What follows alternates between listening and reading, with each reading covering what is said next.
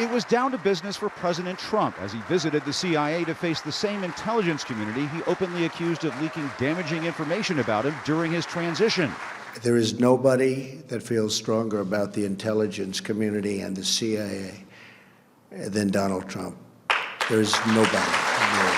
But instead of addressing his previous attacks on the people of the CIA, Trump stood in front of a wall honoring the agency's fallen officers and took swipes at the news media, accusing the press of intentionally misstating crowd sizes at his inaugural. We had a massive field of people. You saw that. Packed. I get up this morning, I turn on one of the networks, and they show an empty field. I said, wait a minute. I made a speech. I looked out. The field was... It looked like 1.5 million people. They showed a field where there were practically nobody standing there. And they said, Donald Trump did not draw well. I said, it was almost raining. The rain should have scared him away, but God looked down and he said, we're not going to let it rain on your speech. His assault on the press was met with some applause inside the CIA. They are among the most dishonest human beings on earth. Trump also told the crowd he knew the military and intelligence community had voted for him. Probably almost everybody in this room voted for me, but I will not ask you to raise your hands if you did. Earlier in the day, the president's motorcade crossed the city past protesters on their way to the Women's March in Washington to attend an inaugural prayer service. An interfaith ceremony featuring more than 24 religious leaders, including an imam from Washington's Muslim community, who recited verses from the Quran praising diversity. And among the signs of God is the creation of heaven and earth, and the variation in your languages and your colors. Verily, in that are signs for those who know.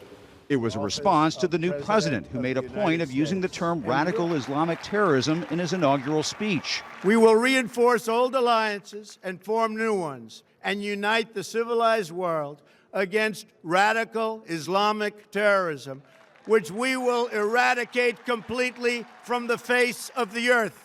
In response to critics who slammed Mr. Trump's speech, including conservative columnist George Will, who dubbed it the most dreadful inaugural address in history, the president thanked Fox News and other news outlets for what he called great reviews of the speech. There's no games, right? No games, right? We're not playing games. Mr. Trump continued his pugnacious tone right into the inaugural balls, taunting detractors who criticize his use of social media. Should I keep the Twitter going or not? Keep it going? I think so. I think so. You know, the enemies keep saying, oh, that's terrible. But, you know, it's a way of bypassing dishonest media, right? And while the president will keep on tweeting, the White House appears to be cracking down on social media practices at federal agencies like the National Park Service, which retweeted a New York Times reporter comparing crowd sizes from Barack Obama's first inaugural in 2009 to the more sparse attendance on Friday. The Park Service deleted that retweet, then tweeted, "We regret the mistaken retweets from our account yesterday and look forward to continuing to share the beauty and history of our parks with you." And Wolf, I just received an email from a former administration official at the Interior Department, which of course oversees the National Park Service, who said that this is a ban on tweeting that is being carried out by the Trump administration, and called it the tip of the iceberg in terms of attempts to intimidate career public servants, all because it makes POTUS look bad.